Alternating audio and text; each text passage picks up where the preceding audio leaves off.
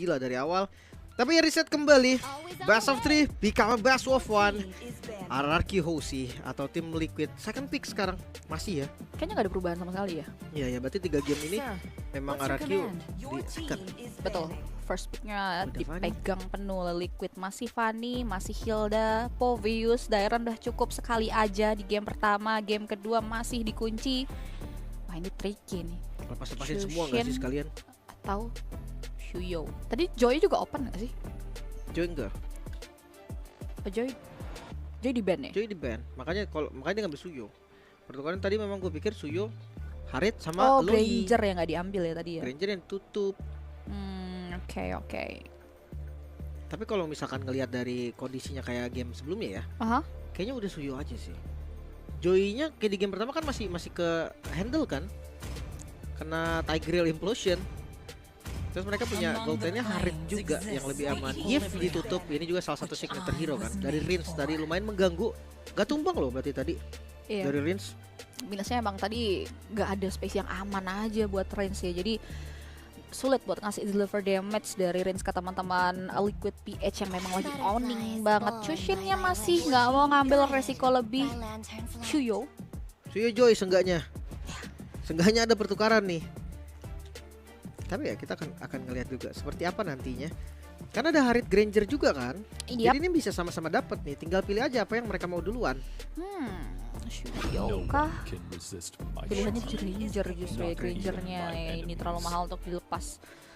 Sedangkan dari RRQ Hoshi, setelah kita lihat 2 game Sutsujin dengan Alphanya, apakah kita akan lihat ada perubahan jungler yang nggak bakal dibawakan oleh Sutsujin ya? Joy-nya mungkin? Joy-nya kah? Joy atau Suyo sih? Kayaknya Suyo oke. Karena ya itu tadi game pertama dia bisa antisipasi dari Joy-nya kan dengan Idok pakai Tigreal. Tergantung midnya juga nih. Mereka mau konsepin midnya ke arah mana. Lu belum aja juga Joy tadi yang langsung menjadi pilihan ya, berpindah tangan untuk RRQ Hoshi 2 Magic. Berarti tim Liquid masih bisa ngambil Shuyo-nya nih ya. Untuk Kau mau main Shuyo-nya kah? Kalau dia kayaknya Suyo tetap sih. Suyo-nya tadi karena ya impact Suyo juga terasa banget. Dan Lukas 3 core lagi kembali muncul langsung di awal. Sementara pick yang ketiga ini bakal larinya ke Harit atau enggak nih? Harit ya? Karena kalau gold lane yang tadi dipakai Toy kan Harit di game 1 oke, di game kedua juga ya gue bisa bilang not bad lah. Harit dari RRQ Hoshi 3 game Toy Harit kah? Kalau misalkan gak Harit lari kemana? Irtel kah? Ya kalau ngomongin Toy, Beatrix-nya juga oke banget ya. Jadi signature ya, saya udah mention juga ya, dengan adanya MDL variabelnya luas banget sih kalau ngomongin Toy. Dan itu so far fit juga sama Toy ya. Cuman ya prioritasnya kemana nih? Ngelihat Shuyo yang tadi nggak sempat ke handle Tigreal-nya dulu. Tigreal Loi itu enak banget tau. Itu dari pertama kali Loi muncul kan sering banget dikombinasikan sama hero-hero CC. Ya, Loi populer juga udah mulai dari MPL season 7 berarti itu sering banget dikombinasikan ya. Sama player RRQ juga yang dulu jadi player utama sekarang udah jadi streamer dia, Clay ya. Dia sering banget tuh main Loi bareng sama Tigreal. Ngeliat fase ban yang kedua. Nah, ini bakal lari ke arah mana nih? Harusnya dari tim RRQ seenggaknya dia tutup ke arah midnya deh. Jangan sampai match up-nya nanti bakal susah juga untuk Loi-nya Rins jalan gitu kan. Kayaknya iya deh, dipaksa buat nge-ban Harit-nya mungkin ya. Bukan hero lain. Untuk tim Liquid iya mungkin ban Harit, tapi kalau RRQ kayaknya enggak. Oh ya udah deh. Pikirin Harit Kalau lagi. Moskov lah justru. Makanya, kalau nggak diambil 3, mungkin tim Liquid juga curiga dia nggak mau main Harit. Bisa jadi kan? Oke.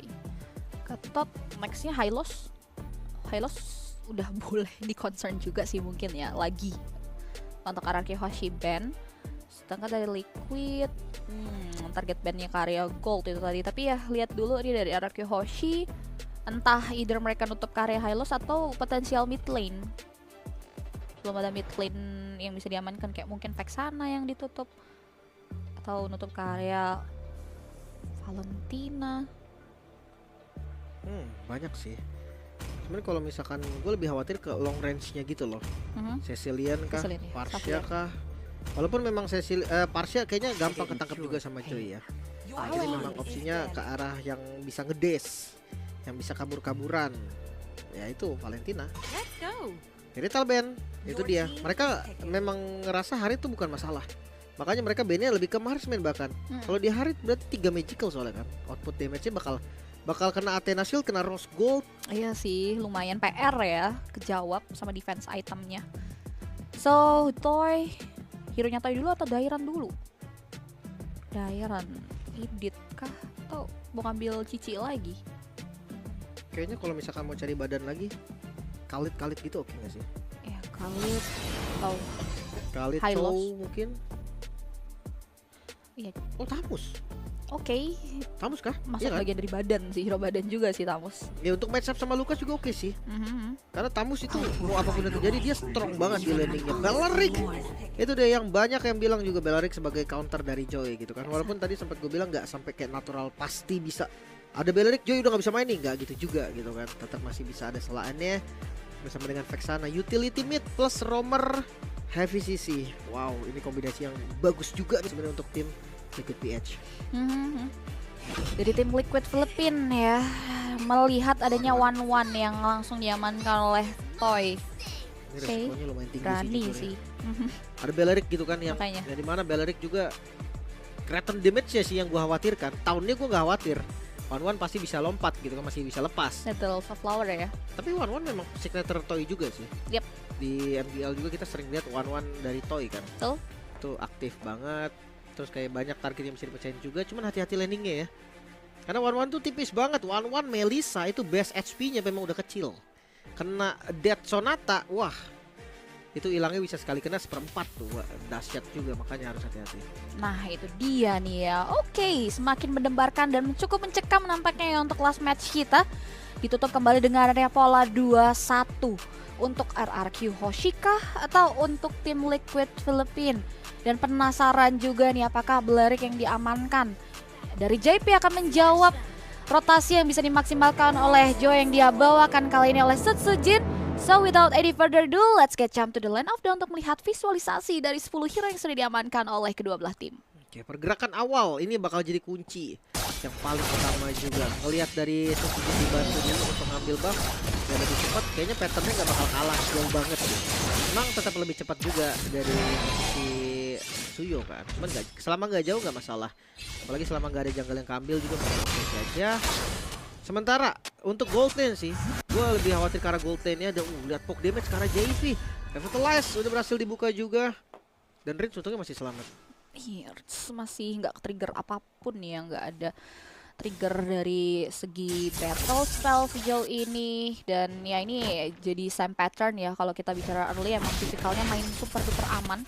Bahkan kuat loh. Tapi yang gak aman deh, heran di area top lane ya, nyaris tumbang di tangan seorang Sunford. Gak kuat ya. Gue pikir Tamus masih bisa loh untuk match up sama Lucas, ternyata gak sekuat itu. Saya mending Yuzong sekalian dipukul-pukul terus kan dari sentaranya, tapi didorong lagi ke belakang. Secret Emerald JP gak punya Revitalize dan menjadi korban first blood. Keuntungan untuk RRQ Hoshi. Yo, modal awal yang baik nampaknya diamankan oleh RRQ Hoshi. Sedangkan di area top lane ada yang sneaky picky mencuri-curi kesempatan untuk setidaknya nge-flat dari gold yang dimiliki oleh Dairan. Sedangkan kalau di area bawah ya ini masih sosok banget lah ya 1v1 di area bottom lane. Wano juga tipikal yang lincah, bisa menghindari one moment damage yang bisa dimaksimalkan oleh Yuxi. Dan ini dia nih taman bermain dari kedua belah tim. Untuk turtle pertama yang sudah ada beberapa player juga yang ngetem untuk mantau. Ini gold dan XP-nya bisa dibilang kalah nih untuk RRQ landing awalnya. Tapi ya mungkin di turtle mereka bisa menangin juga. Sunford di level yang keempat gak boleh digabah Setsujin. Akhirnya Retrieving Blade digunakan defensif, namun Retribution Carlton Z yang berhasil dapetin dari turtle yang pertama. Gak selesai sampai di sana karena Dairan yang masuk di bagian depan belum level 4 dan mau gak mau diversion harus digunakan secara defensif. Wah itu dia ya, resolve yang sudah dikumpulkan oleh Sunford membuat akhirnya ada amukan yang bisa dimaksimalkan juga ya dengan distraction dan power dari Retribution yang keluar dari Carlton Z yang membuat akhirnya nggak bisa dioptimalkan juga. 1 tukar 1 memang. Tapi ini masih jadi keuntungan untuk tim Liquid Philippines. Bahkan 0 ya tadi, 0 momen dari RRQ Hoshi. Turtle-nya di counter setup, di steal. Plus dari kill-nya juga diunggulin oleh tim Liquid PH. Akhirnya goldnya mulai ketarik nih. Masih di bawah 1000 sih. Tapi kalau dilihat dari level ya Kaltesi udah unggul, terus teman-teman lainnya tuh itu yang bakal menjadi masalah. Kita tadi nggak ngelihat untuk Toy yang unggul dari landing, emang susah lawan Granger kan. Makanya gue bilang kayak harus banget waspada lah. Iya, apalagi ini belum ada rotasi yang signifikan banget ya sebelah di area bawah.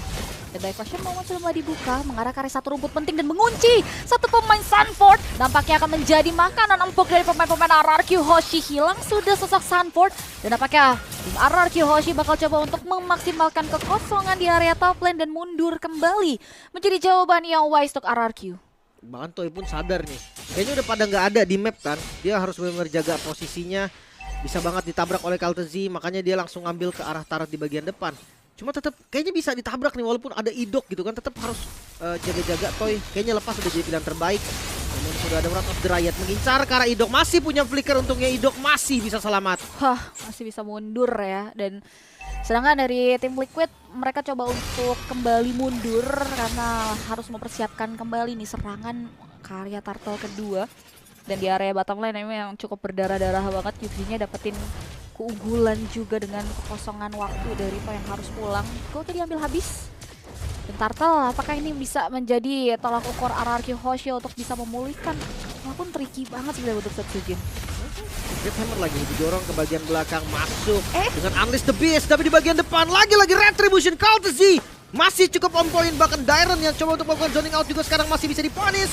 Mencoba untuk lari, Dairon gak ada cara keluar, namun coba untuk mencari pertukaran gak bisa juga. Dairon menjadi korban selain Turtle, namun Yuxi Purifier digunakan, mampu selamat. Ternyata damage dari Rins yang kurang ternyata membuat satu kill pun gak bisa untuk ditukar. Ya, melihat dan mengingat Toy yang harus kembali pulang ya, lumayan babak belur di 1v1 situation dan bahkan turret pun harus ikut runtuh. Ini menjadi satu buah keuntungan kembali yang cukup berlipat ganda diamankan oleh pemain-pemain dari tim Liquid Philippines. Gold yang tadi ya lumayan berada di bawah 1000 kini udah mulai swing snowball ke area pemain-pemain dari tim Liquid Philippines. Dan kalau kita bicara soal item memang udah di Starlium side dari Setsujin. Tapi nggak selalu ada momen yang pas buat Setsujin masuk. Setiap ada tim fight stick yang dipaksa sih sama Liquid PS khususnya di area Turtle ya. Itu dia, apalagi dari tadi yang setup dari RRQ kan. Itu bikin jadi enak lah. Dari Suyo tuh tinggal masuk, dia lompat, Soul Saver Retribution cabut, udah gitu kan.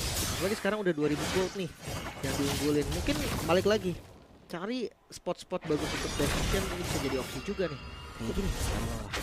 Diversion moment, oke, ketahuan JP apakah target yang tepat sudah mulai dikikis. Diversion rotation duality yang sudah mulai connect, tapi JP itu sustain.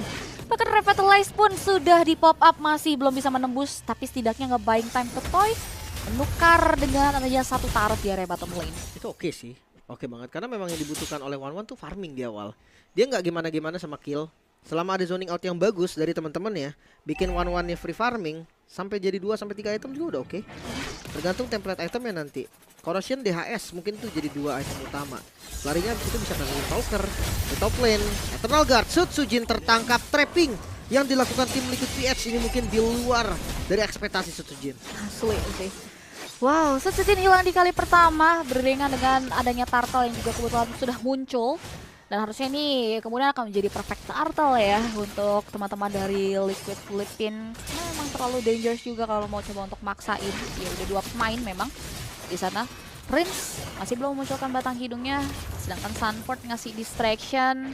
Dan ya konsep pertukarannya juga nggak keluar ya karena switch lane baru mau dilakukan nih dari Toy dari arah batang ke mid lane justru. Perfect Turtle kembali.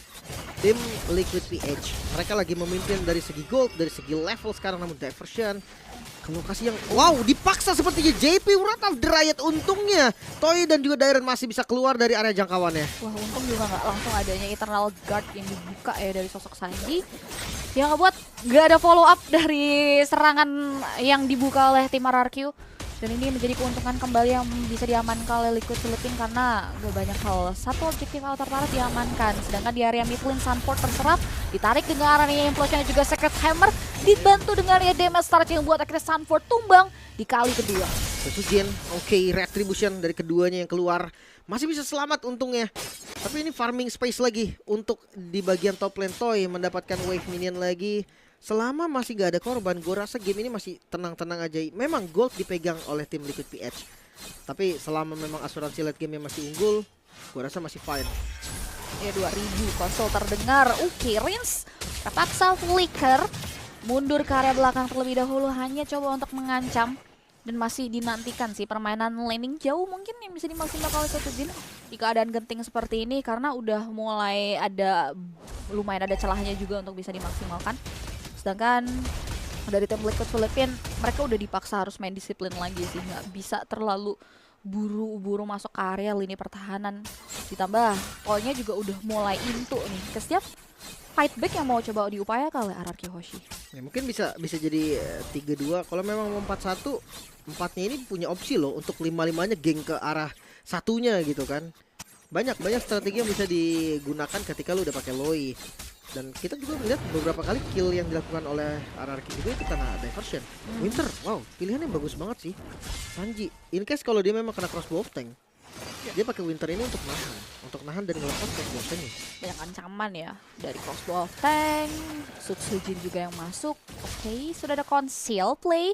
Inisiasi ke arah mana? Karena diversion sudah mulai mengirim toy. Di follow up lagi dengan dari Eternal Guard untuk mengusir mundur pemain-pemain dari tim RRQ Hoshi. Dan nampaknya siasat dari RRQ Hoshi digagalkan secepat kilat, membuat teman-teman dari RRQ dipaksa untuk mundur kembali secara teratur. Ya, untungnya dari keduanya nggak ada yang buang spell ya. Idok masih dengan flickernya. Dan ngelihat dari posisinya Rins yang belum punya flicker juga harus lebih hati-hati. Midnya mulai dibongkar, tapi lihat posisi dari Idok bagus banget. Itu dia, masih belum ada yang notice. Flicker mengarah ke area Cultzy, ditarik dengan Secret Hammer, dibuka dengan Ward of Direct yang justru menjadi malapetaka untuk seorang Idok yang tumbang begitu saja. Tapi follow up dari SoToJin buat akhirnya double kill. Berhasil di-secure, looking forward, triple kill bakal diambil dan Maniac diamankan begitu saja oleh sosok SoToJin. Dan itu dia wipe out yang berhasil diciptakan. What a great sacrifice yang bisa dimaksimalkan oleh seorang Idok. Lord terbuka, turret terbuka, semua terbuka dan langsung ditarik goldnya. Keunggulan 3000 gold dari tim Liquid PH langsung ditarik. RRQ sekarang pegang kendali walaupun masih 1000 gold. Ini akan terus naik karena Lord yang mereka dapatkan. Ini bisa jadi momentum untuk mereka membalikan. Wow, itu nice timing sih. Dengan pengambilan rumput yang manis dan nggak expect posisi dari SoToJin yang tepat pada sasaran, tepat pada targetnya, yang membuat akhirnya tim Liquid secepat membalikan telapak tangan dari RRQ megang kendali. Dari segi keuntungan dan wah, di winning condition ini opsi damage dari permainan yang mau dimainkan layarnya sih jadi lebih luas lagi. Ya, dan sekarang Toy juga udah punya item kan. Mereka mau main front to back pun ini terbuka untuk mereka. Lordnya belum enhance juga, jadi nggak usah sampai dipaksakan dapat best turret. Gue rasa masih fine. Dia coba hancurin inner turretnya dulu. Seenggaknya sekarang levelnya Joy-nya udah unggul. Diversion, mereka coba untuk ngambil rumput-rumput yang lumayan krusial. Itu dia, ini ya permainan yang semakin luas bisa diupayakan. Oke, tebak dengan adanya Soul Saver yang di pop up. Apakah kali ini RRQ Hoshi mengawal perlahan tapi pasti dari Lordnya Sunford terkikis. Dan apakah teman-teman dari RRQ Hoshi masih cukup disiplin untuk bisa masuk ke area lini pertahanan. Respect dengan area defensif yang dipersiapkan juga tentunya oleh tim Liquid Philippines. Itu yang gue bilang, memang agak susah sih untuk nabraknya juga gitu kan. Jadi nggak usah yang terlalu dipaksakan. Seenggaknya sekarang mereka udah punya vision ya. Mereka yang udah pegang temponya, goldnya pun mereka lebih unggul. Jadi kayak untuk chance winning conditionnya lebih terbuka lagi. Battle of this Sparkle terjadi. Ya, damage dari Suyoyo juga tetap akan sakit ke arah siapapun. Ya, dia ini yang perlu dipertimbangkan ya, sehingga langkah yang dipilih oleh RRQ juga slow but sure banget. Dan sejauh ini mereka coba untuk menguasai sektor hutan terlebih dahulu. Jadi dari tim Liquid Philippines terpantau flicker terdengar dari Rins untuk mundur. Defensif manuver, lihat bagaimana JP tumbang menjadi korban pertama, di follow up lagi dengan adanya sayatan dari Rhythm of Joy. Dua pemain down untuk nothing dari RRQ Hoshi. Wow, Rinsnya tadi coba untuk ngebait di bagian depan. Dia menarik perhatian dari Cultzy, membuat akhirnya ya emang ngebuang flicker. Tapi di sisi lain, dua yang bisa di pick off JP dan juga Sunford ini bakal menjadi hal positif. Apalagi melihat mereka unggul jumlah. RRQ, mereka mau coba untuk ngedorong untuk Bastard di bagian mid lane. Masuk dengan duality, cukup sakit memang. Membuat akhirnya bisa memukul mundur teman-teman dari tim Liquid PX, membongkar lagi base turret di bagian mid lane dan juga bottom lane. Wow, 2 base in total bisa ditembus akhirnya oleh teman-teman dari RRQ Hoshi. Dan harusnya tidak ada satu helai monster jungle pun yang harus bisa disisakan. Kita sudah dipangkas habis oleh teman-teman dari RRQ. 13 detik masuk menit 12 ini masih cukup make sense untuk bisa dikontes sebetulnya ya. Cuman resiko seperti apa nih yang sudah dipersiapkan, karena udah coba dibuka juga nih beberapa vision. Dengan adanya Magic Sentry sudah mulai ke pop up dari teman-teman RRQ. Tapi jujur kalau untuk Lord ya, counter setup dari tim Liquid PX masih tetap oke loh. Ya balik lagi untuk last hit, karena objektifnya tetap enak dan implosion. Connect kali ini makan ke bagian depannya JP. Target pertama dan JP-nya tumbang. Electrifying Blitz masuk ke bagian belakang, Yuxi menjadi korban. Masih terus berlanjut karena lagi-lagi Toy-nya survive. Dua member tersisa tim Liquid PX dalam masalah yang cukup serius, bahkan menyisakan Courtesy seorang diri. Oke, shutdown memang berhasil diamankan, tapi one man standing yang tersisa mampukah berbuat banyak hal untuk bisa menembus dan bahkan mengurangi kerusakan yang sudah hendak diciptakan oleh teman-teman dari RRQ Hoshi. Wipe out tercipta, satu pemain terakhir pun harus hilang dan base terexpose sehingga RRQ Hoshi take the match point di game yang ketiga kali ini. 2-1 membuat tim Liquid PX harus turun ke babak lower bracket dari grup B, dan RRQ Hoshi akan bertemu alter ego di upper bracket grup B. Wow, sesuai prediksi tentunya untuk teman-teman RRQ Hoshi dan tim Liquid Philippines masih ada harapan yang dimana mereka harus turun ke area lower bracket dan berhadapan langsung tentunya dengan teman-teman dari RSG Singapura yang sudah menanti lawan untuk match di lower bracket nantinya. Dan kemenangan yang dramatis 13 menit ternyata game berjalan, Lim. Ya, padahal di awal kita ngeliat tempo yang dipegang full oleh tim Liquid PX, perfect turtle. Ya mereka dapetin apa yang mereka mau lah. Tapi dengan satu rumput Idok tadi asli, kalau misalkan nanti ada di highlight MVP buat gue Idok sih. Idok sih. Dia yang benar-benar ke-distract bagian belakangnya. Tapi kalau main damage-nya itu Sutsujin. Sutsujin kayak dia nggak peduli apapun yang terjadi, dia langsung masuk ke arah Yuxi. Kalau ngomongin front to back pasti Toy lah yang diandalkan untuk front to back. Maka dari itemnya juga kelihatan banget kan. Dia HS Corrosion, ada Malefic Gun juga, bikin range-nya jadi lebih aman. Si Halberd karena lawannya juga keras-keras banget nih, regen-regen dari Revitalize-nya bakal kepotong. Dan ya tugas memang dari Rins ini jaga posisi bareng sama Toy. Jadi kalau ngelihat tadi Sutsujin yang maju-maju, memang itu tugas dari Sutsujinnya. Iya itu dia. Dan so far kalau kita ngomongin Sutsujin juga lumayan jarang ke pick off juga sih, karena posisinya emang super wise dan melibatkan Toy di last momentnya ya, dengan kesabaran penuh. Ini yang ngebuat akhirnya game jadi game changing juga untuk teman-teman dari RRQ Hoshi. Dan untuk honorable mentionnya justru jatuh ke tangan satu pemain dari tim Liquid yang nyempil ya, ada Courtesy dengan perolehan 700 dan wow 100% kill participation loh. Iya. Tadi Courtesy bahkan yang last man standing kan, satu-satunya yang tersisa. Ya mungkin memang setup yang dilakukan RRQ di last fight-nya itu bukan ke arah Lord. Memang mereka mau coba ambil kill-nya. Jelas banget Sutsujin bahkan rela, udah siap dia tuker pun siap, yang penting Yuxi-nya hilang. Yang penting Granger-nya tumbang, apalagi Granger Purify kan. Waduh, ketemu Joy kayak udah sakit banget sih kepalanya. Gak bisa, bener-bener gak bisa ngapa-ngapain lagi. Kena Electrifying Blitz cuma udah diem, pasrah aja udah. Oh ya, padahal tadi sempat ada Winter. Iya tapi gak banyak sih memang, karena gak cuma bisa nahan satu damage aja, dan ditambah lagi tadi alokasi timing semua resource-nya RRQ juga dikeluarkan dengan sangat maksimal ya, sehingga ya mungkin Winter Crown-nya bisa nahan damage-nya Sutsujin tapi nggak damage-nya Toy. Itu yang ngebuat jadi serba salah momen juga sih di last momen team fight-nya tim Liquid Philippines, tim Liquid PH ya di game kita yang ketiga tadi. Dan Sanford lagi-lagi kita lihat Lucas percentage angka kemenangannya lumayan minim gak sih? Iya kelihatan ya, kayak gunanya juga untuk zoning belakang gak sepowerful itu. Bahkan kayak gue ngeliat Povius yang lebih ngeselin loh, lebih bisa untuk zoning belakang loh. Tapi ya itu dia, untuk MVP kita Sutsujin, ini dia yang gue bilang damage utama dari RRQ Hoshi munculnya tuh dari Sutsujin. Buying time yang dilakukan tadi berkali-kali juga itu demi apa? Demi Sutsujin bisa masuk ke bagian belakang, demi space untuk Sutsujin. Toy juga tadi sebenarnya bisa dibilang untuk damage utama. Cuman kan kalau Toy mainnya front to back ya, jadi memang agak beda konsepnya. Sutsujin yang harus ngincar bagian belakang, Toy yang harus ngincar bagian depan. Mereka membagi tugas dengan baik dan bersinergi dengan baik juga. Alhasil ya 2-1. Rarky yang akan maju ke upper bracket nanti. Yep, well deserved tentunya untuk kemenangan dramatis yang bakal kita pantau juga ya, momen demi momennya di area highlight.